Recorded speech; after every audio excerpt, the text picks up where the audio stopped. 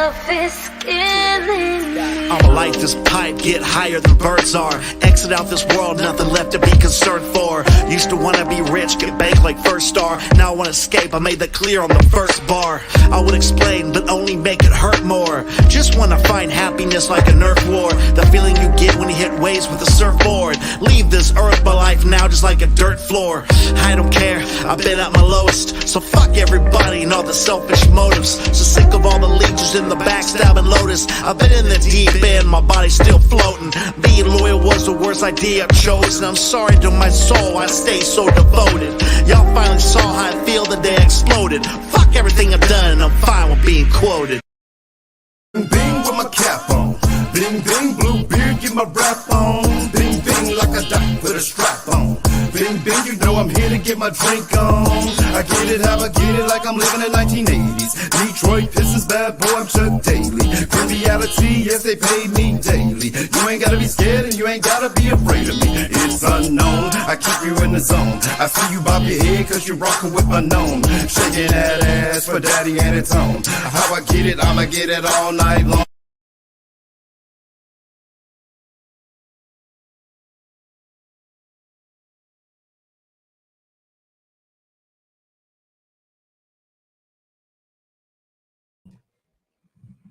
All right. We're back in podcast land. As usual, if you guys please hit the like button. Helps with the algorithm. Also, leave comments, jump in the chat. All your comments will go on screen, and we make you guys a part of the podcasting experience. We already got it. Oh, DJ Corrosion, always the first one. Check. All right, so without further ado, everyone say what's up to my guest, Unknown Kapriest. How y'all doing out there? Make sure you guys can hear us clear. We got another. This happened last time. Okay, so if everyone wants to, go ahead and go just to the Had Enough page. For some reason on my personal Facebook page, certain people come up as just Facebook user, and that sucks because I want, I was on first. All right, shout out. Yeah. But yeah, if you guys could go to the ours page, so that way your name will come up. This happened last time. Yep, it's on my person. Yeah, I'm gonna have to figure out how to get that fixed. So my apologies on that. Anyway, we'll keep it moving. So for starters, I told you guys that we would be talking about the Generations of Snuff tour, which Kapriest is will be the host and promoter of that. It will be at the Mama Sue's in Tulsa, Oklahoma this Tuesday. So we'll talk a little bit about that. And also, me and Kapriest are going to take turns talking about our come up from day one. So, that's usually what I ask my guests. So he brought the Grim Reality banner because he likes to represent. So, yeah. All right, we'll start. Oh, Penny, I can actually see you now. Well, before we start, All right, YouTube. I'd like to say happy birthday to you. You just had a birthday. Yeah, thank you. Sound like the last show went very well. Mm-hmm. And give a shout out to Grim Reality Entertainment, JP the Hustler. Shout out to all you guys out there. I'll freaking announce y'all's names here shortly. But yeah. Hell yeah, man. All right, let's talk about day one. Let's talk about what got you in the music. Well, actually, growing up, I've always been around my family.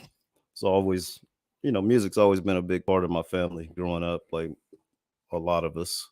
What really got me into it, to be honest, my dad took me to a Prince concert. In sixth grade, my dad took me to a Prince concert, which was pretty cool. It doesn't have nothing to do with hip hop, but it is hip hop. It's still hip hop culture. So what got me into it was seeing that show and just seeing the reaction of the crowd and and how the people responded and how they were just really in tune with the show Prince put on, and it was amazing experience. That was the beginning of, okay, I think this looks fun. This looks like something fun to do, you know.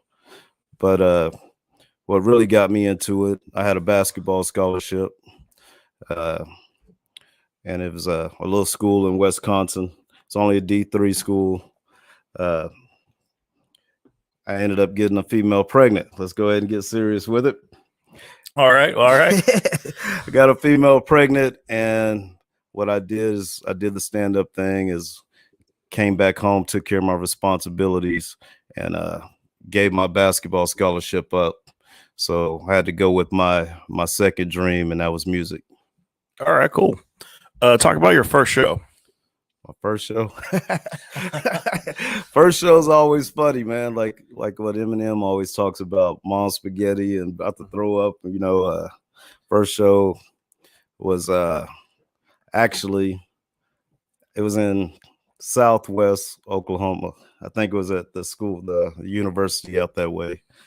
And it was like 5 of us. I started out, when I first started rapping, I wasn't just a solo artist.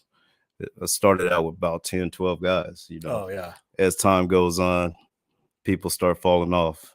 But that first show, forgot all my lyrics. We're just gonna start right there. I got up there, I saw the crowd looking at me, deer in headlights, and I just kind of got lost in their face. And my homeboy happened to know my lyrics, so he started spitting half of my flow, and about 8 bars into it, then I finally caught up. So first show wasn't that great, but it was fun. It was fun. Cool, man. So yeah, did the first show. How about first project you put out? First project, to be honest, first time I ever walked in a studio was 1998. So that's pretty much the birth of me at that point. Yeah. I always dabbled with music and freestyled and did little, you know, hallway, high school raps and shit. We didn't battle each other too much. Everyone just pretty much spit freestyles. And once I got to my first studio, it was like 1998. I walked in there, and that was it. I had to continue. I said, this is what I want to do. And you said the first album? Yeah, first project, you know. The first project, like I said, I walked in there in 1998, didn't finish it till 1999, like Prince, you know. So it was called What You Bring to the Table with my cousin. He goes by Boss Man. I was going by Unknown at the time. I didn't have the Kapriest on it at that time. Okay. But yeah, it was good. It was good, fun. Right on. First time ever hearing my music in headphones, hearing my lyrics, getting on the microphone and hearing my voice playback. I think that's what really gets you as an artist, is when you first hear what you sound like. Yeah. When you first hear what you sound like on a CD or whatever, that's what really gets you like, oh man, wow. You know. Right on. So I guess on my end was I can't exactly remember. Well, when I was a kid, the first music I liked was the Jackson 5. When I was 5, I think, years old. Yeah. On vinyl. And then I got into Michael Jackson. And then I got into Prince too. It was either Prince or Mike. You had to pick a side. But I was a big. Well, see, here's the funny part. How I got into certain music as a kid, it always had something to do with something big, bigger. Okay, so I got into Prince because of the first Batman movie, because I've been a huge Batman fanatic since I can remember. Right. And so I had to have the soundtrack, and then, you know, Prince was on the 1989 Batman movie with Michael Keaton, Jack Nicholson. Prince was on that soundtrack. And so I got into him through that. It was kind of, and it's funny because it's the same way I got into heavy metal was through, I would say the really growly heavy metal was through the Mortal Kombat soundtrack. That's how I got into Fear Factory, and then came FDM and bands like that. Hip hop, I mean, I got into it early. Well, I remember hearing Run DMC very early, just on MTV. Right. When I was 12, I was super duper into Coolio. And then, of course, he got super big after Dangerous Minds. So there's also that kind of movie, reference. And so yeah, I've always been inspired by movies as well, because they've always Coraline. That's, if you guys, they always kind of come together. Some of the best movies have a good music soundtrack, right. I think. And then, of course, I have a lot of movie samples, in my songs and, at my live shows. And I just feel like it just sets a scene and kind of brings you into what you're about to hear. So paints the picture. Yeah, exactly. So I think when I was about 11 or 12, I was really into Weird Al Yankovic. And so I liked the idea of making parody of songs. And so, so in high school, I did a lot of I would make beats on PlayStation Music Generator. And a lot of people was doing that. Yeah, me and my friend would do that. And it's so funny because there's video games for it. And then now you can download a software and do almost the same thing. And and so we would, I would, how back then, I know Rappin' Forte did it. I know Coolio did it. I think everybody, for the most part. Weird Al did it too, where they would sell a single and you'd have the song, you'd have the radio version, and then you'd have the instrumental. And I'd use the instrumental, and then we would, but we would make a lot of beats on PlayStation Music Generator. And so make something, record it on this cassette tape, because one would record, the other one would play. Right. And so that's what I would do, and that's kind of how I got started. But then I didn't want to be solo. I wanted to be in a band. And so I was in metal bands for about 10 years, toured and all that kind of stuff. This is long, so I'm shortening the story. Right. And so, but I learned about merchandising through bands. I learned a lot about touring. And then after that, I decided to go solo, just because musicians, we don't always agree. So I went solo. That's when I started Had Enough in 2008. First show, I'll say first show as a band. I had some weird thing where I wanted to dress in scrubs, like Dr. Scrubs. I think it was the I think I've seen those pictures. Yeah. And it's pretty dope though. Yeah. So it was me and my bandmates were way younger. So we had a lot of high school friends. I had just graduated high school. And we played at the Loft on 18th in Boston, which was a coffee shop with a little venue room. Yeah. And I think we had about 100. We had probably about 170 people at a first show. So I was instantly addicted. Sounds like some good promotion there. Oh yeah. Yeah, definitely. This is and that was before the internet. Well, the internet had just come about. Let's say it's before social media. So Zanga was just becoming a thing around this time. That's how long ago it was. So yeah, it was. So I was instantly addicted. I'll tell you my third show. This is a good story. So I had this thing, where I would spit into the crowd. I just always had this punk rock energy. So right. So I had a thing where, because at the venue they would give us like a whole shitload of water, right? And so they gave us a liter, and then they gave us a bunch of cups. And so I would drink the water and I'd spit in the crowd. Okay, this was completely on accident. But one show, I spit water in the crowd, and apparently it got over some girl. I guess she was dressed to the nine, all dolled up, high heels. Did not look like she was coming to some like heavy metal punk show, right? And she was with some dude, I guess was some tough guy. So apparently I soaked her with water on completely accident. Sounds like a lot of water. Oh yeah, I can spit. Double meaning. Anyway, so apparently, and then after, what I started doing was I'd spit and then I'd throw the cup. And normally people would grab it. You know how people would. Right. Well, it didn't work out that way. Apparently, not only did I soak her in my water and saliva, apparently the paper cut hit her right in the forehead. Hey. And then I had no idea of this. Obviously, I didn't do it on purpose, and I had no idea it happened. Right. I'm too much of the moment. And then we get done. 5 of my friends come up, say, "Hey, bro, we're gonna go this direction."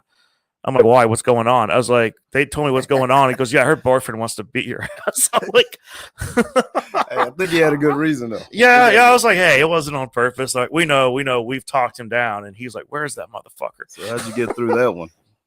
I had a lot of friends. Eventually, I got outside, and then I guess the guy cooled down, talked to me. I apologized, said, man, bro, there's like been anybody. There's like 60, 70 people in there. It could have been anybody. Could have been anybody. And he said my girl never been to a concert before, and she was crying, so I had to do something. So you baptized her. I baptized her, yeah. Baptized the bitch is what I did. All right, let me be thankful. Yeah, you should be thankful for that, right? No, my first show was Had Enough was a complete disaster. It was at the Tree in Claremore, and me doing my own stuff. I knew nothing about levels. So all my stuff was, the sound guy was having damn near a panic attack because the board was redlining because it was levels are going up, going down. It might have been a different vibe back then. It was a different vibe, yeah. But also, so I learned like a lot from the first show. Decent turnout. Oh, I remember that. But it was funny because I remember back then how much I had little taste, and it was very cheap at getting merch because the first Had Enough shirts were basically like the gym shirts you had in high school where it had each letter. Yeah. Now it was kind of a decent idea, but it was like it's not like right. It's not like this or this where it's a design. Those like sell a lot better, shirt, But what I learned from my first show, that first performance where I forgot all my freaking lyrics, is don't just stand still. Don't just stand still and just looking. Just stand there. You got to keep it moving. Yeah. The lyrics are gonna come. Just do not stand still because everyone's gonna know. Oh, he forgot his shit. Yeah. So I move around a little bit, but it keeps my energy up. Yeah. But it can still happen. But and then there's sometimes like that I can't. I have to look away a little bit, like when I miss about my long hair, which that's growing back, by the way. I realize I do get like some form of anxiety when I get on stage, even though I've been performing for almost passion. 20 years. Yeah. And then there's I still, people don't know I jump around. Oh, this is good. Ryan, but quit jumping. I'll never forget the first show with Mugen. Unknown jumped up there, did a set. I was waiting, clipboard on hand. What time was your set, young man? Oh, yeah. Unknown was like, oh, shit, I jumped up 10 minutes too early. Yeah, Ryan was very selective of time, and that's funny. Shout out to Ryan Paquette. Yeah. All love. And I do remember that time. I was just ready to go, man. I was ready to go. Sometimes you're too ready. Most people think you can't be too ready, but I was too ready. Yeah. It happens. But yeah, so when we met, Mugen Music, which was the label we were both on at the time when it first formed, was the first time we met. And actually, I think I met you because me and Ryan had our podcast, which was different than this. It was all audio, it was on SoundCloud. And it was Asshole with a Cause, and it was like with a cause. And that was a podcast that we did because that was the beginning of Fireball. Oh yeah, lots of Fireball, lots of Fireball, and more Fireball and Budweiser. Well, the concept of it was because I knew a lot of local musicians had Fireball. Well, not necessarily. No, the Fireball came later. Well, what it was people were able to sit on air, have a few drinks, and they were able to speak their mind. Yeah, and I felt like a lot of local musicians weren't able to speak their mind. To be honest, I think that was the first Drink Champs. Probably, really, yeah. I think because that show was raw. Yeah, you could say whatever the hell you wanted to say. Yeah. That's probably why it's not around now. No. But it was a very good show. I thought it was successful, and I was pissed off. That was cool. I remember how many people said they would listen to it while driving to work, or if they had a driving job or something. Like it was something people enjoyed listening to, and we get hella trouble this time. Yeah. My first one was with on that same show, Asshole with a Cause. Yeah, was it DJ Somar and Al Compton. And that was my first podcast. Period. And it went very well. It went good. It was fun. It was fun. Oh yeah, it was definitely fun. Yeah. But yeah, man. So that's how that's kind of how we met. We started. We did a few shows. Well, actually, I was Since we're on Ryan Paquette. Yeah. I was his neighbor across the street. For some reason, it seemed like everybody that was part of that first Mugen Syndicate lived in that same neighborhood, vicinity, or that area. Yeah. For some reason, I don't know how that happened. It's supposed to happen, but he's been my neighbor. He was my neighbor for like a few years. Yeah. We never talked. I think occasionally I might throw up the deuce. What's up? Like neighbor shit, you know. But when it really went down is when I went to the Shrine, to the Rakim concert. Rakim came to the Shrine. I was at that one, yeah. And I went to the Shrine to see freaking Rakim and just get inspired and just go see a dope ass show. I had already been doing music, but you know, I was unknown, so a lot of people didn't know it. But so when I saw Ron Paquette, I just looked at him. I thought he was a rock dude. I'm like, what the fuck you doing at? I mean, I just didn't think he would be at Rakim. And he was like, hell yeah, man, I got a freaking record label. And, you know, all this stuff. And I was like, what? And he said he was in hip hop. And we just kind of from that point on, we just clicked and we watched the show. And he was like, hook up with me the next day. And shoot, that was the beginning of, if we're going to talk about Mugen, that was the beginning of Mugen right there. Yeah. I was the first artist signed. Like to say that. Yeah, you were actually. They signed the paperwork. First one to sign the paperwork, and I saw the vision. The banner was, well, we did it here tonight. Oh yeah. Yeah, I remember that being your idea. I was like, man, we're gonna do this. We gotta have it's gotta be a photo op. I remember saying that, and I don't know if I can imitate. It's like, yo, man, there gotta be a photo op. Is that me? Yeah, you got the deep voice. I said, hey, like, I'm not signing unless it's gonna be big. And yeah, Ryan went big with and it. he got the Mugen banner, huge banner. That. And it worked really well because when it came downtime for me to sign, I had people thought I was at the Renaissance Hotel or something. They didn't know what was going on. Yeah. It was just in his living room. They were like, "Are you in LA?" We're like, yeah, but yeah, it's perception of reality. Yeah. But that was cool, man. And we got one of, I will say, I think two of my favorite shows that we did was I'll save the best for last. We did quite a few that I like. I mean, all the shows we did were fun, but I think on my top favorite, I think when we did the show with DJ Yella and Little Easy E. Oh yeah, that was fun. I think that really popped off. The Scarface show was pretty dope. But yeah, DJ Yella and Little Easy, which was cool. What's his name from Digital Underground was there also. Money B. Money B was just on tour. He was just there. Yeah, he was a merch guy. Yeah, was that was that show, right? Yeah, or was that Scarface? Was he rolling with Scarface? I think he was with Scarface. Yeah, okay, that's right. He was with Scarface. Yeah. That was a good show. The cool thing about it was Eazy-E's son, he forgot his shades. He did. He was walking around asking everybody, and I just happened to have some shades available. And they wasn't as cool as the Lokes that he normally wear. He said, fuck it, just give me them things.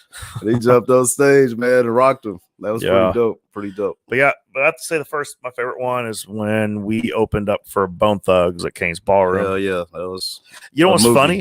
It was magical. Yeah, that was dope. Still dope. Yeah. What's funny about that is that Bone Thugs came back here just recently and it was on the same day. I noticed June 23rd, the night for my birthday. Yeah, it popped up. The memory popped up, and I was like. So shout out to Alan Doyle for getting a chance to open up for Bone Thugs and Harmony. I know exactly what that felt like. It still looked like the same. I think 5,000 people. I don't know. There was a lot of people in there, but no, it was sold out. So it was well over 1,000. It was dope. Yeah, it was definitely dope. Great night. Everyone stayed in the building. Yeah, they didn't really go out to smoke too much. No. Considering we were the opening act, and it was Mugen Syndicate. They stayed in for us. We had a whole like hour and a half set or something right? Yeah. It was beautiful. They had we got requested to go to the meet and greet. We were starting to like I can't remember what happened. It was after the show. There was a building behind it. Yeah. And then people came up to us and say, hey, we need you guys to go up to the meet and greet because they're asking for you guys too. So that was cool in the back. Had pool tables, everything back there. Oh yeah, it was the most memorable experience was if you ever get a chance to perform at Cane's, you got to sign the wall. I don't know if it's still there, Mm-hmm. but signing the wall in the back and seeing all the other performers that performed there before you, man, it's that. I think I got lost in just looking at all the names on the wall. Oh yeah, on the panel. Yeah, right. Oh yeah. So we'll come up. We'll catch up to date. All right. So Grim Reality, you're signed to. Do you want to tell the background story on that? well, Grim Reality, Entertainment. I was How'd that come about? It came about. I was already out, doing shows on my own independently, and kind of like what you do, setting up shows and just doing your own thing, and hitting the highway, going state to state, and I would just run across them time to time at different shows. I would be on a show, they would be on a show, small talk here, small talk there, keeping it humble, and just staying humble to it. I think I met them maybe around 2017 on the Greatness Live tour. I hit 2 tour stops. I think one might have been in Texas, and I know for sure the first one I met him at was at Wichita with at the what's the name? Elbow Room. Elbow Room. And who's our brother that always sets up the shows at the Elbow Room? Dominic Miller. Give a shout out to Dominic Miller. He was putting it down. He was bringing artists through, and I met them there. I met IP for the first time. I met a guy named Nairo the Madman. I met him there that time. I did some stuff with him when he was doing it, and it was a great connection. I chopped it up with him. I was one of those artists that would show up and then support other artists. Yeah, well, that's why you and I get along, because everyone knows I'm very much the same way. Yeah, man, just show up, support other artists, stand by the stage if you can. I know when you're about to go up, you might want to walk away, get a breather, because our energy is so wrapped up in other artists performing. It feels good to see that first act. I could go on and on, but never be ashamed to go first. Yeah. Go first. I used to love to go first because I could set the bar and the whole tone. Yeah, exactly. Of the freaking show. And I'm like, that's kind of where my Come After Me song, the ideal came from, was I want people to come after me when I hit the stage. Come on after me. You know what I'm saying? Because I'm gonna set the bar. Yeah. Just because I'm not bragging or nothing like that. I just love this music, and it shows when I hit the stage. You can put me first. I can go on at 3:30 in the day. I can go on at 9 o'clock at night. It doesn't freaking matter. I'm gonna go first. And then I'm gonna get to drinking. So if you go first, you get to drink a little bit more. You get to stay longer to promote and sell your merch and network and talk, with people. Handshakes and hugs, man. That's what it's all about. That's how you build relationships. Here's my thing is whenever I set up shows, and then you pick who goes on first, who goes whatever. I remember having on, I think it was I remember talking to artists, and one hit me up. And it was like him. I think it was him and a hype man. Had him and a hype man. And then he hit me up. He's like, "Hey man, I mean this fully respectfully. I just want to know why you had me why I had me and my guy open." And he goes, I just don't know if we just didn't go hard enough at the last show." And then I messaged him back. I said, "Well, bro, it's nothing personal. Like to me, it's not a diss to put you on first." I said, "But here's the thing, though. You guys did go hard the last show, but when I came to pick the lineup, here's the thing. Like I told him this, I've done so many shows where usually they usually pick the most laid back, or they pick like a newbie to open. In most cases, you should, because that's probably where you start off. But I said, for me, when I have a lineup of guys who I think are heavy hitters, I'm thinking of who's going to get people riled up, who's going to be already have hyped. A market also. People, their fans are coming, and they have more fans coming in. Like my helps. Like good example at my birthday bash, I had 2 groups on the show. Most everybody was solo. I had Nerdy Verdi and I had Devils and Chronic, both 2 pieces. I chose Devils and Kronk to open because I know how loud and in your face they are. Yeah. You know, and Shout out to them. They rock. Yeah. So it was like, to me, it's just like, if I have you open the show, I'm giving you the option to, not the option, but you're there to set the tone for the rest of the show, you know. So now everyone has to keep that same energy you brought. To me, like a person that's opening the show, in my mind, is like a opening headliner. That first person should go really freaking hard, because that's gonna set the tone and kind of give the audience and help them gauge how the vibe of the show is gonna go. So when the first artist comes out, even if there's 5 people, man, those are 5 people that never seen you before. You freaking go hard. You rehearse by yourself. You in your room at home rehearsing to the wall in the mirror. You can rehearse to 3 or 4 more people. And Go it's always good to open. Well, I mean, when you open, let's say you play, you know, let's say you open for Tech 9, or you open for Busta Rhymes. Exactly. I'm just throwing random names out, you know what I mean?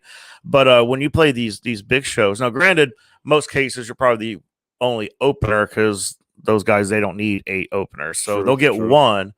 And those guys don't even need local openers, so really it's a good opportunity. But one thing I've noticed is, when it comes to the big concerts, when people arrive, they're in line, they'll wait for 2 hours. They don't give a fuck. You know what I mean? So they immediately get there. They might grab their drink, or they probably, all they care about is, a lot of people, they rush to the front of the stage. Like, they want that front row. So by the time the show starts and you're the opener, you know, you're the first person, that you're the first act they see, but also you're the first one giving them that live music that they came so passionately for. Yeah. Now, granted, they came to see Tech 9, or they came to see, you know, they came to see Snooper or whoever, but you're the one that's adding on that energy that's going to build up by the time the headliner gets on. True. So and definitely, I mean, you're getting that built-in crowd. What I usually do, you know, I try to utilize it. I try to let them know that you're going first. Just go first. This show, I'll remember you went first on this show. Just go first on this show. Yeah. We all got to rotate. You know, we're gonna rotate. You might go first this time. You might go last next time. You might go second. You might go third. I will rotate you, because this is not going to be your only show with me. Yeah. But if you have an attitude and you're tripping and you're getting on Facebook and you're talking shit about me, this might be your last show with me. Yeah. No, and you won't be in rotation next time. I like to rotate. Stay humble. Stay humble. I like to rotate. Like, sets the best way I can. But definitely, I always tell everybody, but I always tell them that prime spot on, especially on these big shows, or these are opening for the tour packages. Those prime spots, they're I said 99% times earned.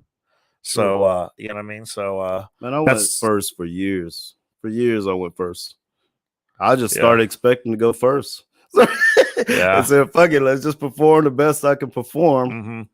Just because I'm going to get to perform. Right. You know, and then later they start seeing, like you said, they're like, okay, we don't want you to go first now. We want you to go second. You moved up. It's like a business. You go in, you work 90 days at a job. You start off at the freaking bottom. And then once you get on, you may replace somebody and work more hours, make more money. You know, it is a business, and you got to treat it as a business.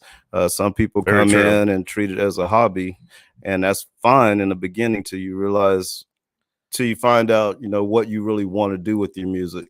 If it's a hobby to you, maybe you should go first. Yeah, because some people are taking this really serious. Yeah, you know. But let me get to Corrosion's question real quick. What's he got? I got a question for both of you. To you as professional artists, is it important to have a DJ, or is it just as good to have a laptop setup? What's your guys' perspective? DJ number one. That's number one. Laptop is I look at I usually hate doing that. For me personally, but I think, like, if you don't have a DJ, or lots of times if you're touring and there is a city where there isn't, or the only DJs they have available are just not in the budget, right? You know what I mean? then okay, someone bring a laptop, will roll with it, Show must but go on. I always prefer the DJ. It makes the show better, and to be honest, for everyone that knows their hip hop history, hip hop started with the DJ, Yep. and so that's another reason. But it makes the show run so smoothly. Above all, people like it, especially if if you're playing somewhere at a public bar or what have you, or if you get outside people coming in. More like people are going to stay and they're going to buy drinks and get involved because there's a DJ, especially when you kind of get like the nightclub people or like the rave people. Also, so just something that's something I like because I do a lot of looking around. I pay attention to what's going on at shows more than I give off. Right. But I people watch a lot. Like we both do that. Yeah. So when a certain artist is on stage, I'm people watching to see how the crowd reacts to you. And I do that so that way I can give you guys like feedback because people ask me for it a lot. The thing I like about the DJ is not only that the DJ is there to play the sets for the artists. I like what the DJ can bring between sets. Yeah. I like that they can just play different songs or whatever instead of just playing a playlist of music, to keep the crowd pumped up until the next artist comes on and keep the vibe going. So DJ is number one. And if you don't have a DJ, I say use the freaking laptop. Show's got to freaking go on. Yep. We're going to continue this until we get one. Okay. Benny has a question. Have either of you dealt with depression or anxiety so bad that you wanted to quit? And how'd you get past that? For me personally, yes. There have been a couple times I wanted to, but just couldn't. But I'm glad I didn't because I was able to get past that. A lot of it is I wouldn't say that it was there might have been a kind of a depression thing, but I think like when you've invested so much money and so much time and you made as many sacrifices as I have, and then you kind of hit that bump, which Whitney Payton said that for everybody, the industry has a lot of ups and downs. And it we're not always, she said that in some Instagram live, and it was it was a story. She was answering questions. She said that, and she goes, we all look like we're winning on social media, but every now and then we do hit bumps and roads, and we don't get as far as we hope to. Something around that. I'm kind of paraphrasing a little bit, but basically, like you're gonna hit like a road, bump in the road. Some album might not sell as much as you thought it would. You'll get your streams from whatever platform you use, and you'll be like, wow, I got 22,000 streams. Oh, $30. You know what I mean? So, and you're like, well, and then you look at how much money you spent to market, to promote that, which I'll talk a little bit more about that later at the end of the podcast, but little things like that, you'll look at how much you put in, and you'll pay too much attention to how little you're getting back. And sometimes you wonder, man, maybe I should just stop doing this. Maybe I should focus on a real job and stuff like that. And I've done that. I've between being in a band and then there are times where I took a break and I was way more miserable when I wasn't doing music and when I wasn't pursuing it. And then I was working 50 hours a week at a job, and that was my life. And I would go to a show and I'm like, man, I miss this. So I never actually quit. I just kind of went through a period where I wasn't going at it as hard, and that was not a good time for me. So I realized kind of where your heart's at. So you realize you're gonna have to take a few bruises. So anyway, that's my side of it. Right. Yeah, we're human. We're gonna be depressed at times. We're gonna have times where doubt comes in. With me, spacing between shows, I like to keep my shows back to back to back and stay busy and stay active, because if I have a show in January and I don't have another show till the summer, within that time a lot of anxiety and depression kind of sets in. Like, should I still be doing this? I'm not getting enough shows. So my thing is, if there's too much space between shows, making music, doing videos, touring, or whatever, when there's space for me, anxiety sets in. But as long as I'm staying busy and staying on it, but you like I said earlier, the reason I went to music, I had a baby. I had a basketball scholarship. If you guys watch it from the beginning, when this is over, I had a basketball scholarship, and I decided to come back home, get a job, and let my scholarship go to take care of my kid. So I have never been a rapper without having a kid. I've been a dad the entire time. The entire time I've been a dad. I've changed diapers. I've made bottles and did the Similac and all of that stuff. I've cooked dinner. Most of my best lyrics was wrote in the kitchen while I'm cooking dinner and making Similac for my kids. I have the instrumental playing. But yeah, like I said, you just got to turn the music on. Whenever you doubt yourself, turn on the music, turn on that instrumental. The biggest part is not turning it on. If you don't hit play to the instrumental, because once you hear the instrumental, it's going to instantly start working on you. And you're going to start feeling good, and you're going to start visualizing your song. You're going to visualize what you're going to do with it. You're going to see the stage, and then it's going to basically breathe life back into you. So just keep the music on, stay in tune. Whenever you find doubt, find something else that's more inspiration to you. Find something positive. Like I always say, rebuke all negativity. Just got to stay with right and keep on pushing forward. All right. I think that was well said. Croce, you can always write lyrics anywhere. When it hits you, you write it down or remember it later. Like that. Right on. All right, so okay, so we'll talk a little bit more on Grim Reality. So, at what point did you sign with him, or how did that deal come about? Because I know you met JP the Hustler, because I know he runs Grim Reality. Yes. Yeah. He's part of Beast Mode Warriors, and he's signed to LSP, but his baby is GRE. That's his own personal label. So he's a signed artist with LSP. Him and Sly's Wicked, Beast Mode Warriors. Okay, that's what's up. So he's signed with LSP, but Grim Reality is, his second. But the way how I met them once again is I met him on the first tour in Wichita, and then that was Greatness Live tour, and then I ran across them again on the Way of the Warrior tour. I think. Again. I remember that tour. Well, I remember I didn't get a chance catching the dates, but I remember seeing the promotion. On that tour, we went all the way back to Wisconsin. I finally got to perform, which was a goal.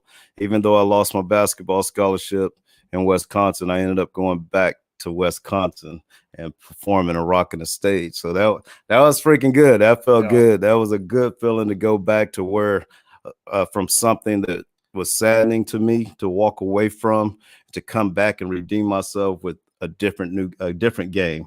You know what I'm saying? So I met them through that, because that tour I drove my car myself.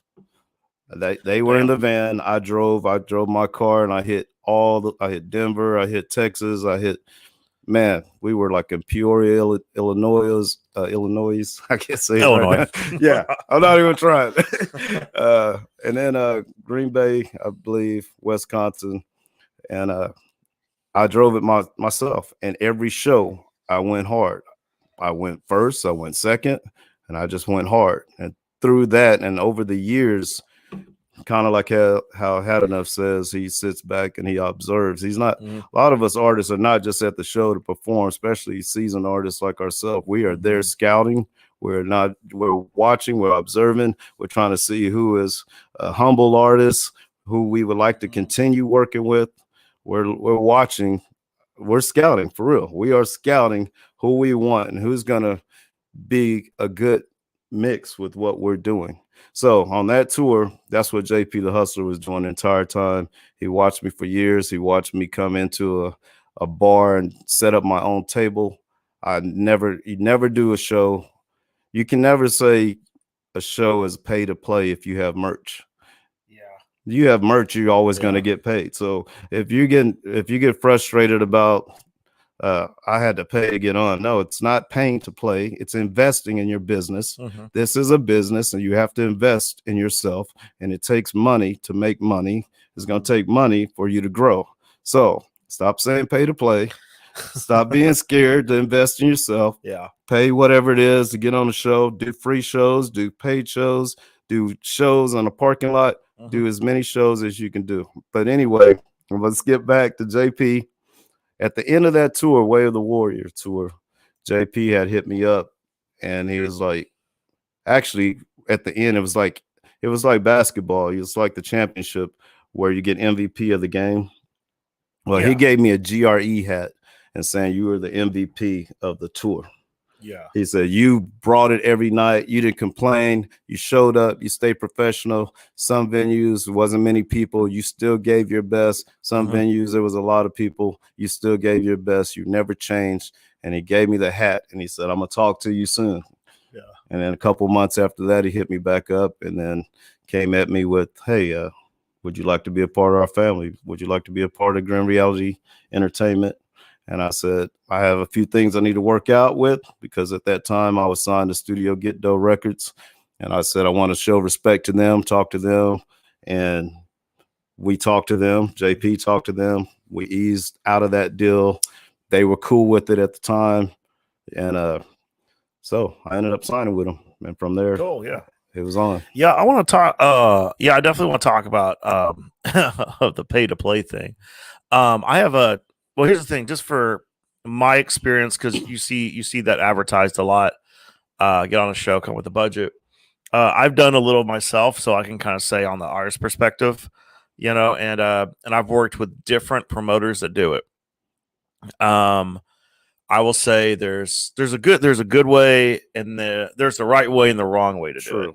I'll start with the wrong way. The wrong way always comes to where, well, for one, if it's $300 and then you're playing a bar, you should be leery. Yeah. So if it's $300, but then you realize, okay, it's you, it's in your city, it's a bunch of locals, it's at a bar that you could easily get a show yourself. I wouldn't take that deal.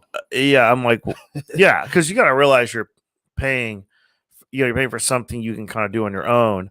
Now, Right. To me, the main reason any promoter would do that and most of the cases, like for touring acts or if it's a big festival, so to me, I'm just saying, if you're going to pay a promoter to be on a show, you're paying, like, for one, let's say it's a big show, but it's out of state, and the guy, so you're paying for the opportunity to play somewhere you can't get on your own. Right.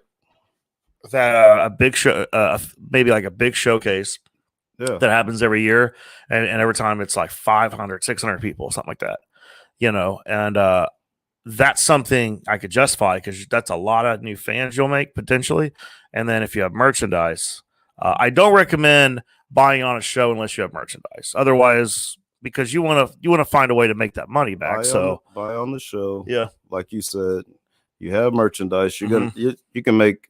There's a billion different ways you can make money doing this without just making it one way. So yes, you can get paid from your merch.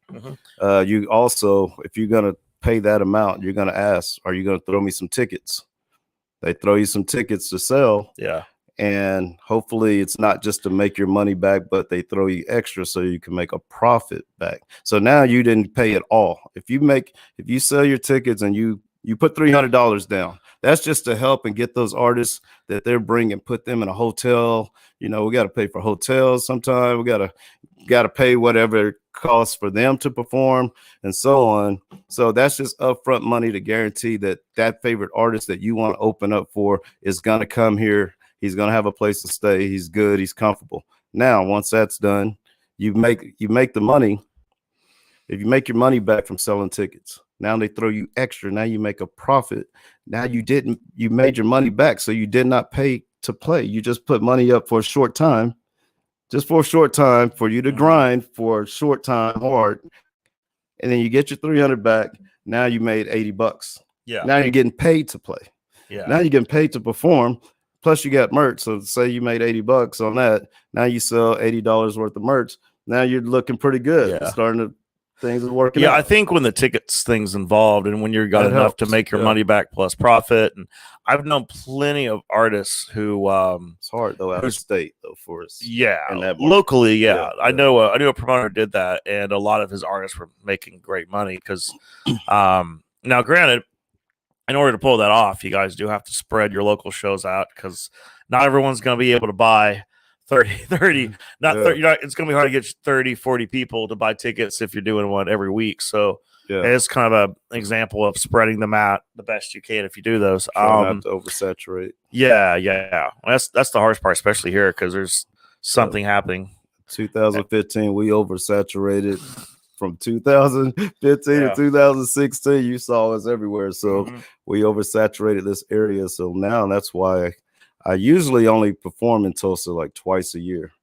But since I've been requested a lot and I'm getting better at what I do in my craft and people are wanting to see me. So now I'm getting booked to perform. So yes, artists are people pay me to perform. So if you see me do an extra show, I probably got paid to play. You know, perform. You know what I'm saying? I get asked to do a show a lot. And I feel bad because I have to say no 90% of the time. Now there are differences. Like obviously, like this month, I did Freydis' birthday bash here in Tulsa. I had my birthday bash, and then I'm doing the Generation Snuff.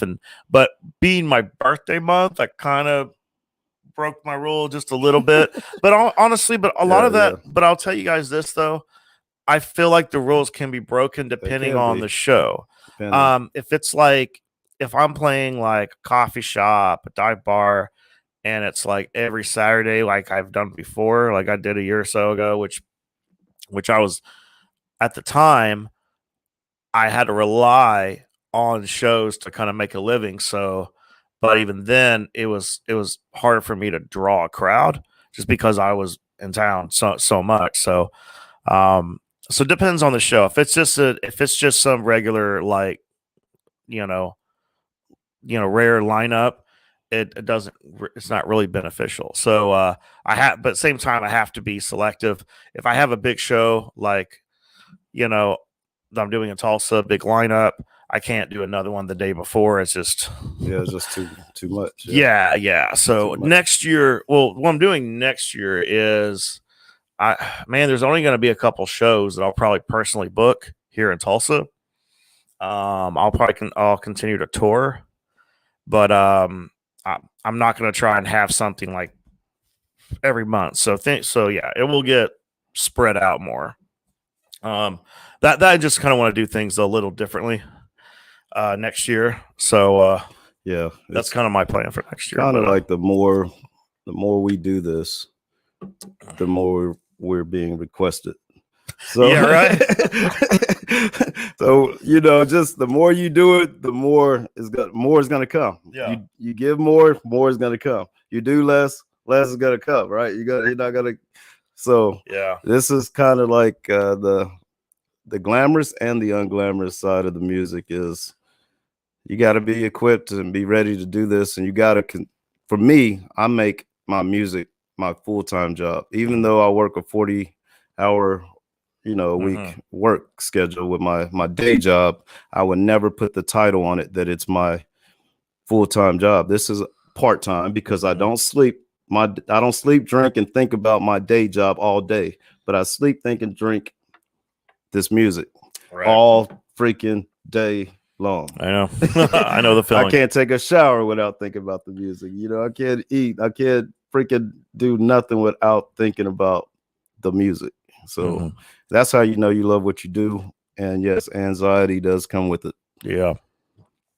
So anyway, man, I'm going to go ahead and we're going to jump into talking about the Generations of Snuff tour.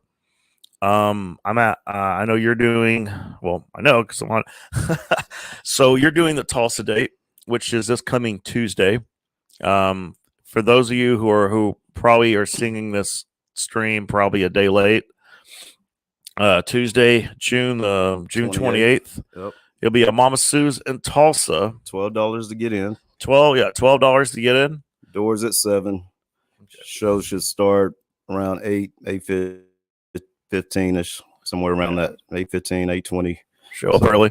Yeah, show up early Yeah. because it's going down. Mhm. I'm gonna read off some of the names that we do have. It's a great lineup. Let's I'll tell you start that. with our. Let's start with the best first, which is our local openers. You know, we got Thrax the Ripper. Mud Villains. Yeah, hardcore, Yeah. passionate, humble.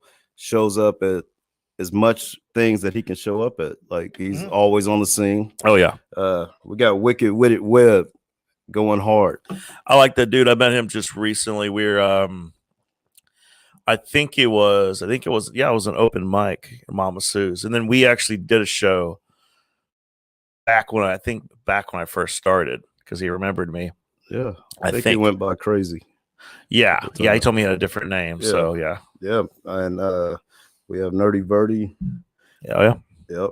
Yep. Shout out to them. We got Mr. Had Enough. I think y'all had enough. Or have you had enough? Or do you need more? I don't know. Everybody says that. Sega and the Satanist. We got him. He's coming all the way from Fort Smith, Arkansas. And also Lunatics ENT, Lunatics Entertainment.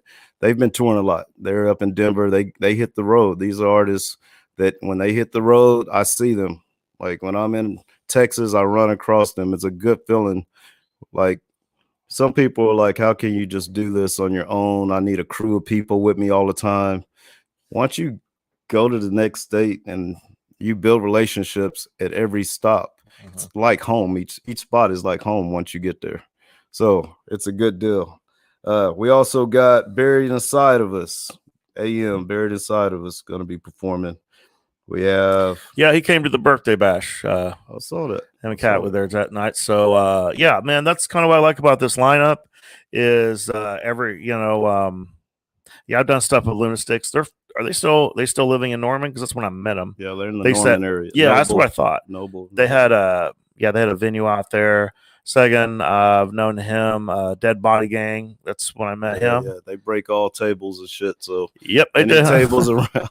Nerdy Birdie. Yeah, a lot of these, and that's what's kind of cool because especially the Tulsa guys, these guys, you'll catch them at other people's shows, supporting and stuff like that. So it's a you know what I mean. So that's kind of what I like about the lineup he chose a good lineup of guys. So yeah, they're all humble. They're good people. They're hard workers. They show up on time. You never have any problems with them. I never have any problems with them. Right. And also, once again, Unknown Kapriest will be in the building. I'm performing, representing Grim Reality Entertainment. New artist, Buried Inside of Us, AM, is also a part of Grim Reality now. So shout out to him. And then, we got Daddy O Trill. These are the headliners. Cody Manson and the Godfather, man. We got Insane Poetry. Yeah. IP, man. He's a freaking legend. Yeah. I'm excited for that. Yeah. So it's going to be nice.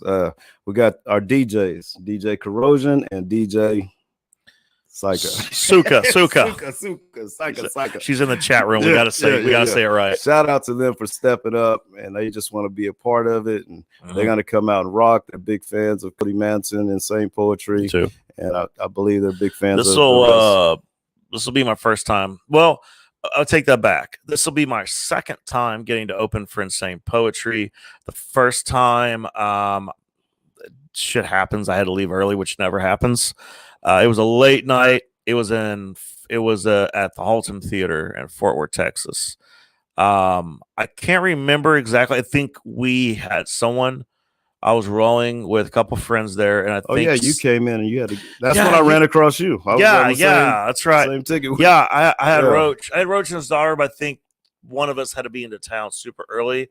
Yeah, and so it was just a situation of having performed a little bit earlier that night. I played first. No. Hey, no, I did though. But you played it like a champ. Yeah. Champ. No, it was cool. And then I opened up for Cody Manson on his I don't want to say his last tour. The last tour of his I'm aware of. That was in Tulsa. It was in. Nice. I missed that one. That was the one I was trying to get you on. I think that you had another show or something.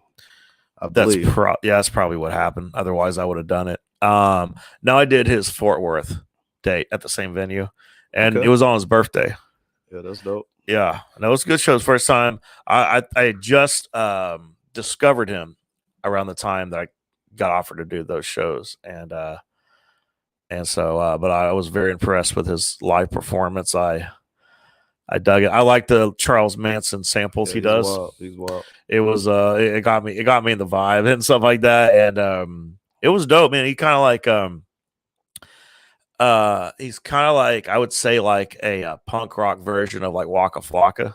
He is, yeah. You know, it's wild. It's got that punk rock energy. He's got long dreads, but like the hypeness and the really like hyper like beats and then his hooks and stuff like that. It And just he's really into his show. It's like a theatrical moment, man. It's pretty dope. I met him at Rat Fest back in, I think it was that was my first time meeting him, and we were both on the same level at that time. We both had our merch table side by side. He wasn't signed with LSP at that time. Once again, I ran across JP the Hustler and Saint Poetry. They were all on the same bill. Mayday was on the same bill. So it was a good Boondocks. It was a great festival. So I met him there for the first time. I think he lives in Ohio, actually, I believe. And they drove all the way to Fort Worth. I was like, man, so that was a hell of a drive for them. They showed up, showed out.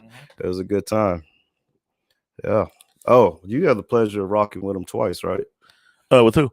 Are you playing the one in Fort Worth? Oh yeah, I am. So yeah. I actually, it was funny. I actually hopped on that first. I was Tim Torment. He had posted they needed slots filled. Yeah. And I was you asked me about this one a long time ago. Well, I had talked to I had talked to he was interested. Well, I found out because Insane Poetry said that Tulsa, because I was talking to him, and he just said, "Yeah, I know Unknown Kapriest, if you know him." I was like, "Yeah, I think I know of him." No, so I know him, and he said that you're going to do his Tulsa date. And so I just put the bug in here. And I knew it was going to be in June. I knew it was going to probably be a little close to my birthday bash, but I'm glad it worked out the way it did. It worked out. We were going between different dates, but no, I ended up talking to Tim Torment, and then he had some dates open. Yeah, they're keeping Fort Worth, Texas hip hop scene alive, and it's crazy because I was even asking him, because I always see it at Halston Theater, and I love the place. Don't get me wrong, huge, but it's like, are there no other venues? But then again, it's kind of like when you're a promoter or an artist and you have a good relationship with a venue, you know, you don't always have we're pretty fortunate at Tulsa because a lot of the venues work with us very well.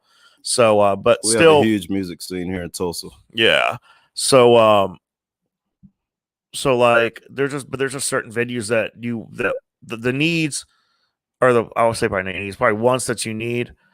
Okay. I'm mixing up my words. What you said. The needs that you have that at least works best. Like some venues, they lay out, well, here, this is how we do things. And there's other venues where it's just like how they do things is going to work for you a lot better. Especially if you have a tour package, you got to pay a guarantee or you got to provide hotels. And you're like, okay, there's a good portion of those ticket money that you really need just to handle those obligations. And some venues deal with you better than others, and a lot of times, as much I love, like some artists say they don't. I love playing small bars. I love the big stage. Don't get me wrong, but I do like it when you can barely fit 80 people. Yeah, and there, that's just probably my punk rock, upbringing. I just, I can get down with the logo, with the low brow, dirty, crunch, fucking dive bar shit. So those are fun. Those are ideal for certain shows. And then there's other shows that like, man, we just need a kind of the bigger stage, the bigger sound, be able to fit at least 100 and so people. Some of those shows, so you're talking about, like they're using Haltom Theater. Yeah.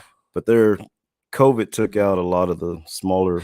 That's what I heard. Stuff, so yeah, that's what I heard. There were others, Yeah, you look at Texas and you think of a lot more of a bigger music scene or something like that. But I know, I think Dallas. Which one thing I remind people, sometimes people put they'll play somewhere like Haltom Theater, and they'll put Dallas, Texas, and I try to remind people that's like Fort Worth area. It's different. Right. Dallas is like, was it 40 minutes from there or something like that? Fort Worth, they have the Rail Club.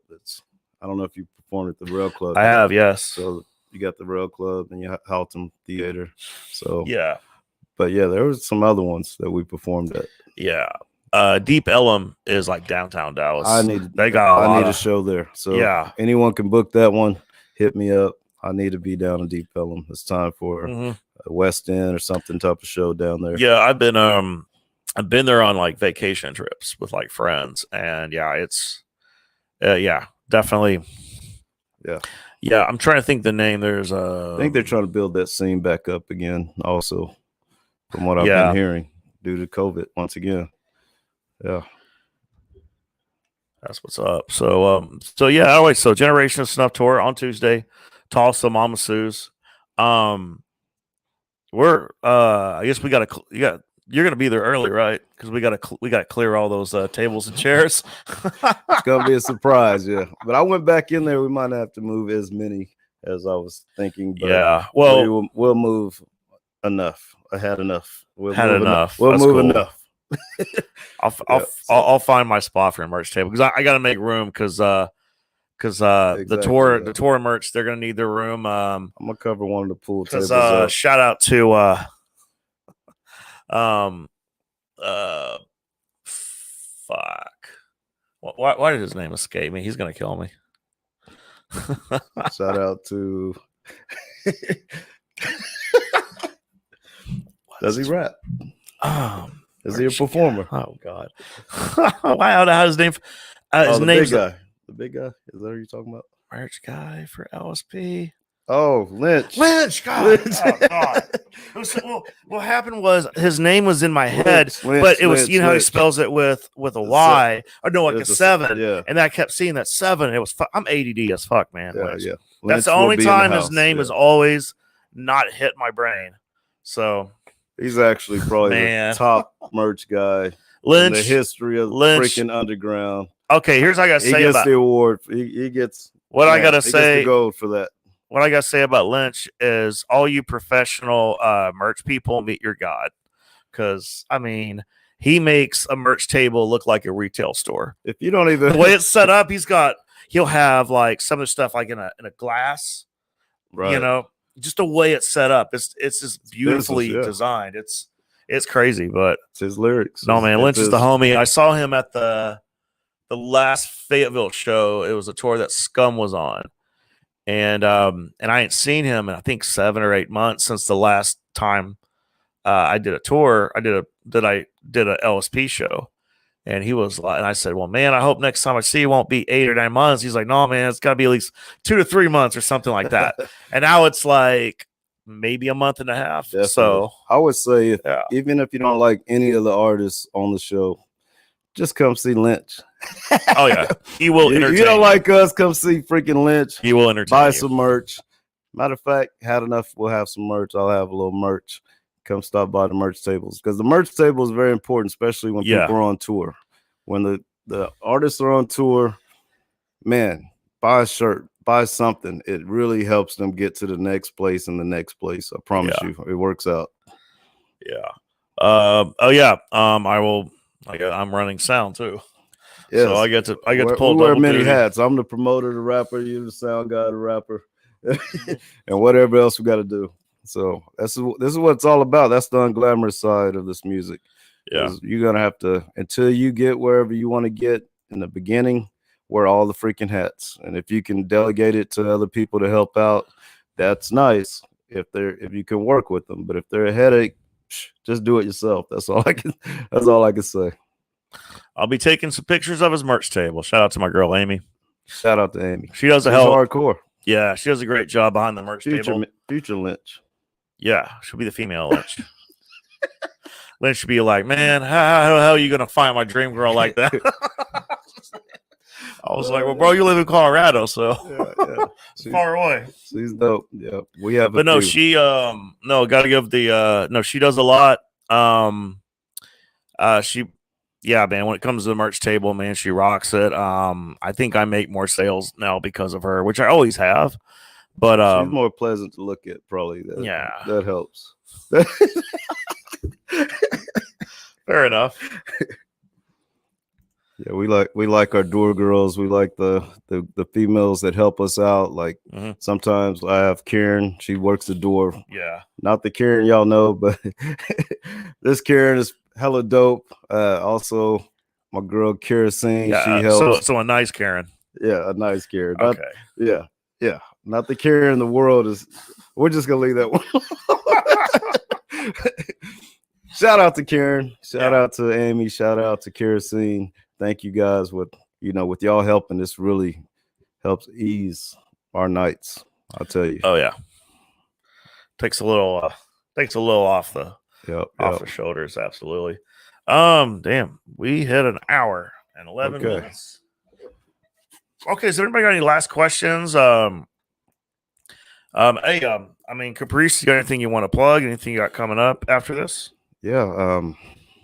So this show, this Tuesday, the 28th, we have, what is this show called, my friend? Generations of Snuff Tour. Generations of Snuff Tour. Then July 22nd, I have the pleasure of being a special guest with VENMO, Stay Drippin'.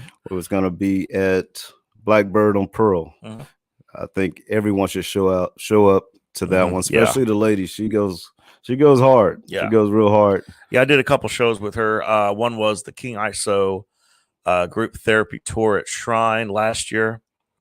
And then just recently it was Table of the Truth, his recent Take a Personal tour at Foolish Things. And so no, man, she's totally cool. And yeah, man, she can sped, she can sing. So got several shows lined up this year. I'm pretty much not booked completely up, but I'm busy all the way till the beginning of next year.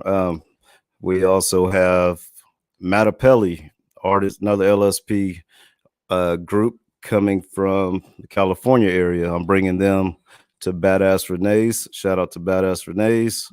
Gonna bring them here September, I believe, 13th. September 9th, 10th, and 11th. I'll also be at Gorefest rocking out there. Shout out to Scum and everyone at LSP for putting that festival together. It'll be my third year to perform that festival. Nice. It's madness. It's crazy. It's definitely Gorefest. What else you got? You got something coming up? Well, we don't want to talk about your shit. We don't want to talk about your shit. Well, mine is. I do a little. Just be fair, I do a little skim through. Yeah, just skim through. Okay, so actually, here's some cool shit. I haven't got to promote it yet. Perry, Oklahoma. That's pretty close to Stillwater. That's cool.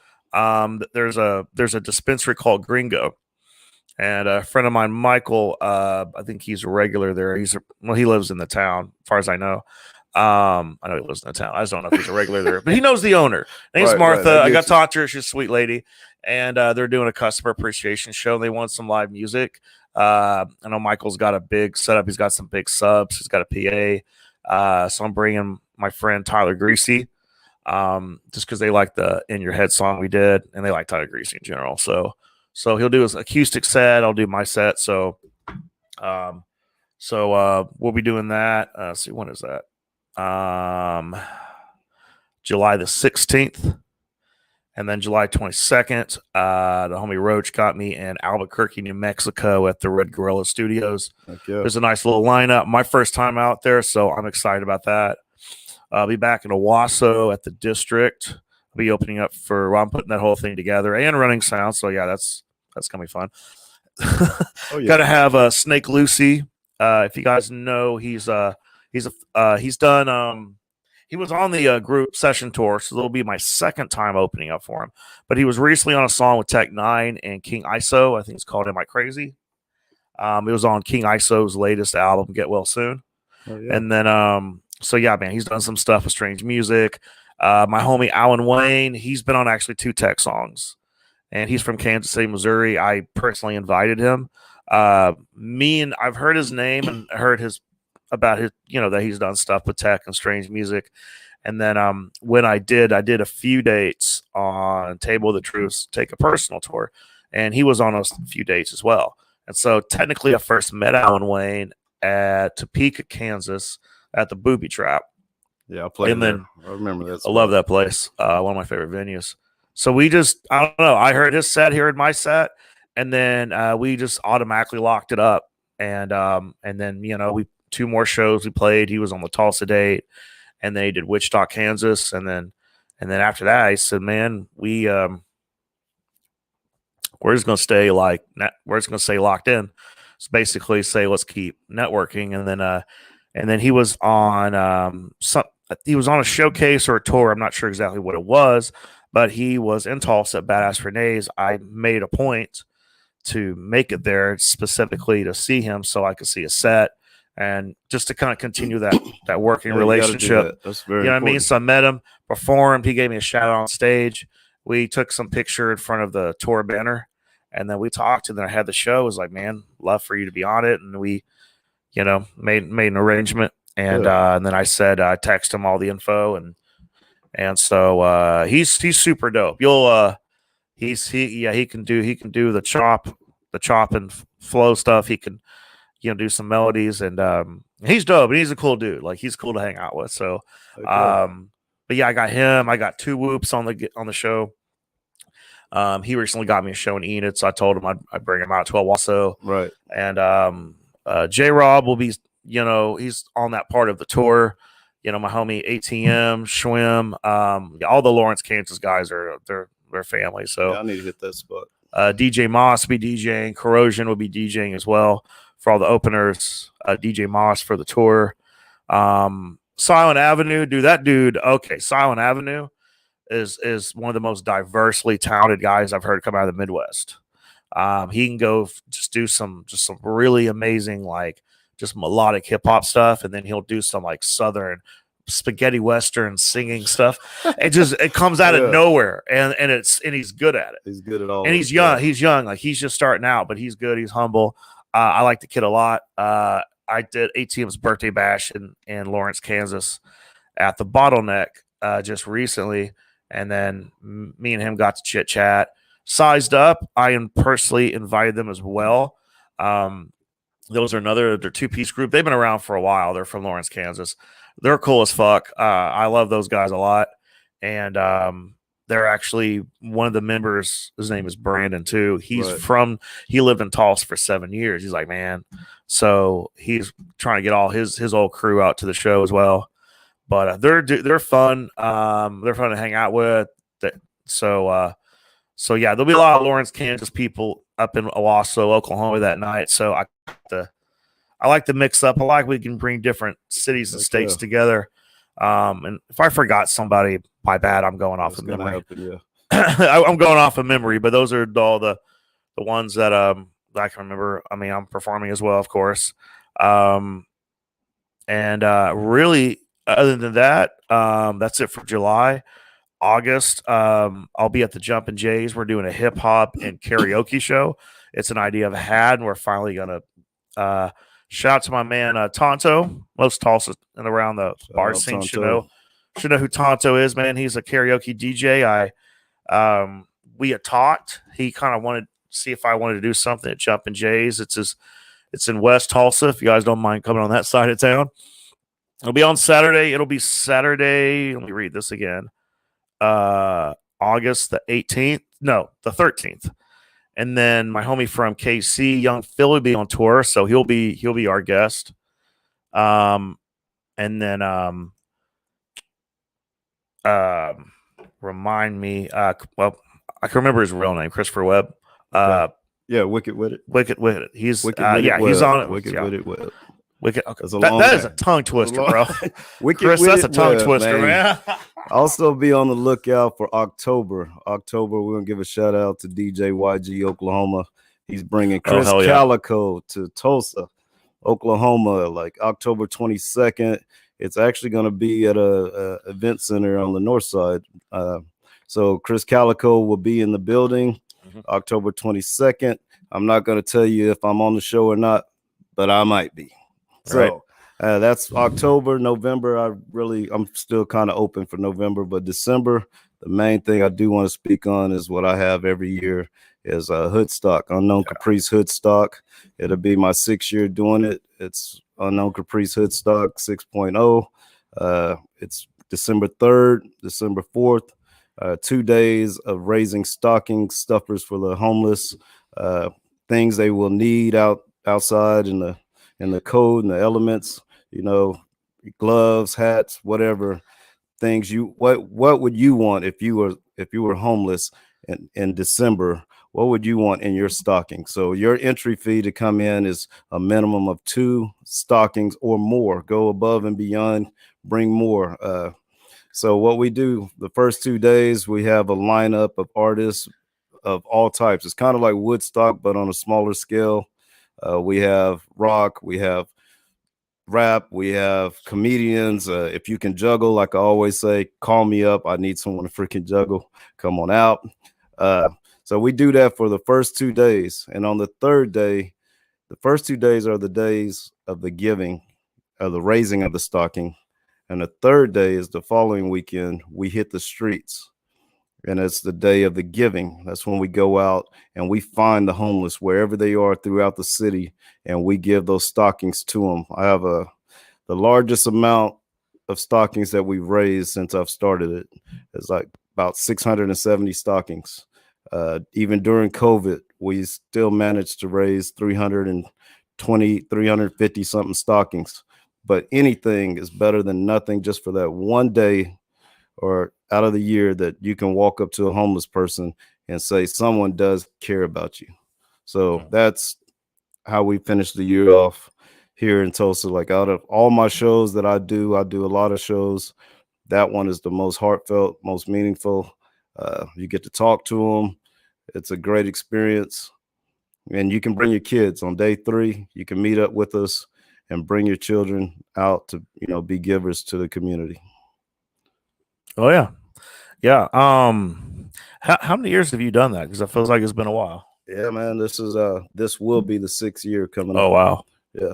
I continue. A lot of people were like, are you still gonna do this during COVID? I'm like, there's still homeless people. Yeah. Yes. I'm gonna continue to do it. And we did it even though it was around the time where bars were having to shut down, like at 10 o'clock. So we were only, I remember that time, open from 7 to 10, and we still raised 350 stockings. So That's that cool. was freaking amazing. I Yeah. say freaking a lot. That's one of my favorite words. I Besides say fucking. I say fucking. I say fucking too. Yeah, I like motherfucking like that. That's my favorite one, motherfucking. But anyway, but yeah, so just keep going. For all the other artists that's doing what we're doing, don't get discouraged. Find you a good support system.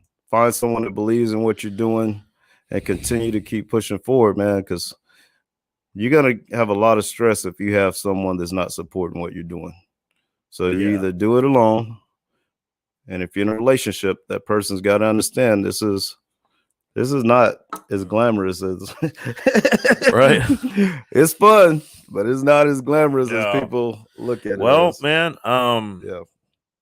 well, actually my last show I have I'll just say out here on the air, I'll be transparent. Oh yeah, you're on Hoodstock. I'm telling you right I'm now. gonna have Yeah, you're on there this year. Well, what's funny is the last show I have booked is November 26th. I'm doing my annual Thanksgiving in Owasso, which is well, I have to give you on one of these. I can get one of these days. I'm on that one. Yeah, I'm on that one. I've been meaning to get you to Owasso. I think you'll just like put it myself there. on that show. Yeah, it just happened. That just happened. Cool. I'm on that one. Yeah, So, but yeah, I'll make Hoodstock the last show of the year, unless someone offers me $2,000 to do a New Year's Eve show. Hey, then I'm going with That's you. about it. Yeah, I'm still looking for that one. That's dope. Let me give a shout out to the artists on Grim Reality Entertainment. For sure. Grim Reality Entertainment. We have Buried Inside of Us, AM. We got the Beast Mode Warriors. Shout out. Brett is dope ass comedian brother. That's my Bing Bing brother. JP the Hustler, the founder, the creator of Grim Reality. He's a special guy, man. Very special guy. We got Killer Gabe, MC Vell. She's hardcore. Look her up. Mr. Doja out there in Cali. Hey, all love to you too. He just graduated from college. Shout out to you, man. Necro G, OT the Detonator, 6Nick6. Have you heard of 6Nick6? He goes hard. He just signed also a few months ago. He was on our last tour, Skull and Cross Mike's tour. He's hardcore. Sly's Wicked, you already know. Spec One, Tab Frio, The White Noise, Houston, Texas. Y'all know who The White Noise is. They go hard.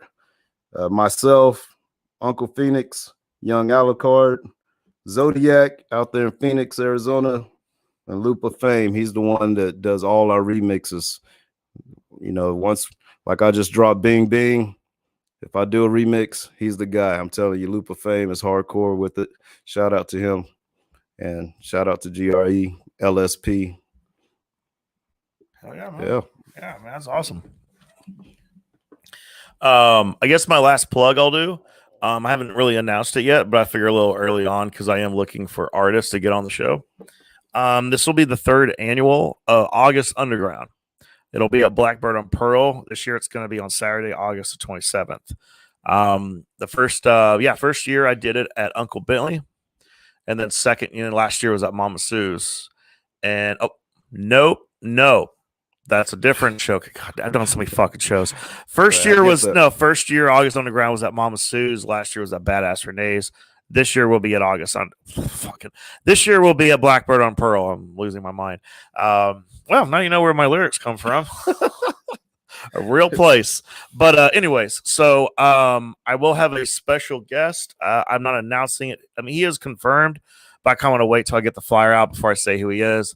But if you like underground hip hop, you know who he is, and you'll be excited. So so I will have a special guest. I am looking for a couple new cats on the show. I have a few guys already confirmed, but I just want kind of give some new folks kind of a stage and to get on the show. I am looking for sponsors and vendors, so we're gonna I want to make it an even bigger event since the last 2 years. So what's the name of that one again? It's called August Underground. Okay. It's based on one of the most fucked up movies you'll ever see. But but the reason I picked that name was, for one, it's in August, and so what it is it's just a showcase that reps, underground hip hop music, gritty, hardcore, dark shit. So if you fit any of those, dope. those subgenres, it's definitely that's kind of what it's been for. The last two years have been incredible. Just the energy and just the vibe and stuff like that. So I almost didn't do it this year just because some of the finances I got a little overwhelmed. Just to keep it real, I got a little overwhelmed. The little anxiety thing kind of kicked in. But I just think like it's too good of an idea. So that's why I'm looking for sponsors and vendors. I will have tickets for all artists, but you will get paid a commission from the tickets you sell. So it's kind of like more you sell, more money you make, which is what I do for my local showcases. So they give you tickets, depending on how much the tickets are, you get a cut from it. I've had artists make, $100 from their cut. I've had some make 50, some more, and yeah, that's good. So that's set up. So you guys get, compensated for hustle, getting the people out there. And so, yeah, man, just hit the DMs if you are interested in doing it. I'm still hammering out details for it, but that's what I got so far. So, yeah, that's my last plug. Everything else, I got to wait till I have a flyer to announce just for certain reasons. So, check. And bing, bing. And we're about out, right? I'm glad everybody jumped in on this. And if not, go ahead and share it. Yeah. Let's get some other people to watch. Yeah, man, feel free to please share the podcast and all this kind of stuff. So I want to thank Kapriest for coming on. Appreciate you for having me. Yeah. So once again, so if you guys are in Tulsa Tuesday, come hang with us, man. It's gonna be I'm fucking excited, to be honest with you. Like, I'm excited for that and for Wednesday, but I think just getting to be a part of running sound, I get to meet some heroes of mine. Like, officially, experience. I didn't really get to meet Cody Manson last time. It was his birthday. This was more of a living room setting. It is. I like that. This one we picked. I barely got to say hi to Insane at the last festival I did. Coney Manson said happy birthday, but he was with his people. He had some people because it was his birthday. I didn't want to. I felt like I was intruding. Right. But like, oh hey, I'm a fan. Like Fanning out shit. that's the hard part, man. That's kind of when you got to put yourself in check.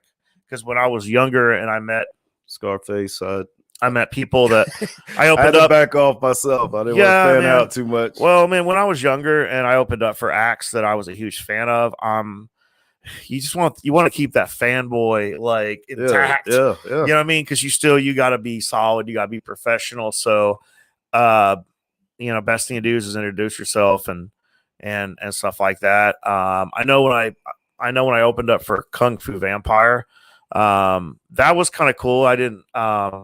His drummer like watched my set, and his drummer was talking to me and he was telling me about everything he does and what he does back home. And then I remember getting to have a drink with stuff like them. So you get in situations. I got to take a shot with Mercules. You got to pick your moments, pick your times. Yeah. And this show right here, if you truly want to get close up with the artists, you need to come to Mama Sue's. It's a living room setting. I'm telling you, this is the closest you're ever going to be able to get to these artists. I think it's perfect for an LSP show, small ass bar. It's super intimate. It's just, I don't know. It's how underground's always been. I feel like that's how underground is intended. Oh yeah. It's when it's super tight packed in. in. Yeah. What is the capacity there? Was it like 80, I think? Maybe less? Probably, but in and out, people are going to come and go. So that 80 could turn into 140 going in and out, coming in early, leaving. So it's going to be good. It's going to be good. Yeah. Next time I bring them, they'll probably be at a bigger facility, a bigger venue. Right. Definitely. Maybe Vanguard, something like that would be real tight too. For them. They deserve it. IP, Cody Manson, they freaking work hard. They deserve everything that they're getting right now. So shout out to both of them. And yeah, I'm excited to watch them perform. I'm excited to watch your set. I went to the last show you were at, White Crow. Yeah. And then you brought JP the Hustler. I got to meet him, which was totally cool. So yeah, that was good. You really stepping your game up, man. Likewise. You're putting the pressure on me, man. You're putting the pressure on me. Well, I feel like we should inspire each other. Yeah, I need that. That's also bring it back to what we were saying earlier when we talk about playing first, setting the tone. You do want to make whoever's playing after you maybe a little nervous, or maybe like, oh man, I gotta take it up. I gotta go 3 times harder. It's like, and that's to me, like I kind of like, when I hear, like I talked to a comedian once, and he kind of had a little competitive nature, and I remember him telling me that. I don't know. I guess in the comedy world that you can switch slots up. I know hip hop shows used to do that. I hated that shit though. I was like, no, man, the slots decided earlier in the week, and then that's set. But he just said in certain comedy shows, I guess since he was the guest, he was allowed to pick who he wanted to go after, or he would at least talk him into switching. Right. But he would hear a comedian that just would kill the crowd laughing, and it was hilarious. He said, "Yo, have me go right after him," because he wanted to catch that. I've had touring acts who literally was supposed to go on like 2 acts after me or whatever. And I don't know what it was. Like, I didn't think it was going to be much of a show. I figured, we'll have 20, 30 people or whatever, because it was a last minute ordeal. Right. And then the headliner and the tour manager, I got done, and everyone just came up and I just rocked with it. I just rocked with it. I was like, okay, you got this crowd, go in. And then I get done, and the guy, he grabs me. He's like, bro, can my guys get on right now? Yeah. And then, I just got done. I was like, damn, that was a nice set. Like everyone got into it. People were already at the merch table. So I was trying to get to the table so I could shake hands, get the sales, stuff like that. A tour manager, headliner comes like, hey, can my guys get on right now? And what happened was they are on next, but we had a little intermission. And he was like, yo, fuck the intermission. Just because the energy was turned up. And people are into it, and he's like, "I need that for my guys." So sometimes kills the vibe. Sometimes it'll keep the vibe. We'll see. For my shows, is our intermission lasts for 1 song. That's how. That's good. That's usually what Corrosion and Kujan. And I usually have a host. Too long. I usually do a little 10-minute deal. Yeah, I usually do a host, and shout out to King Castro, man. He helped keep the birthday bash alive. That's good. But he when you have like a host, the second they're done, make some noise, and then it gives time for the next artist to get up, hand the flash drive to to the DJ. And so that's usually kind of how I run mine, and it kind of keeps things going.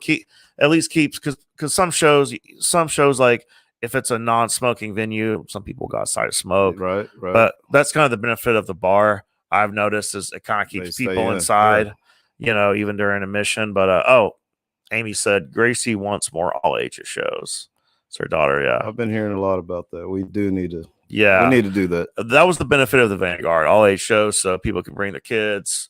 A lot of younger crowd can come because they miss out on a lot of these shows because everything's like 21 and up now. So that is true, man. That is so, true. Yeah. We need to work. We'll work on that as the promoters of this area. So we'll work on that. Yeah, but also it's a little information I got is having an all age venue and a full bar is a pain in the ass legally. Right. Because it's expensive because you got all these legalties, these licenses and stuff like that. Like, Kane's Ballroom, like they've been able to maintain that, but you got probably look at their expenses, probably what they're paying to maintain that. So that's why a lot of places are with full bars or 21. So it's like you have a venue where anyone under 21 can get in who obviously want to see live music. And then the adults, they want to be able not to get their beer, but get their shots, get their mixed drinks. Right. So it takes a lot of money to maintain that, legally. So just a little information that was brought to me. And so shout out to Yay Way. Hey, man, come on the show Tuesday, bro. I know you live in Tulsa. I know you. I'm fucking with you. So anyway, man, that's really all I got. If you guys got a couple questions, I'll house shows. Yeah, bro. Tuesday's definitely going to feel like a house show. Trust me. Definitely.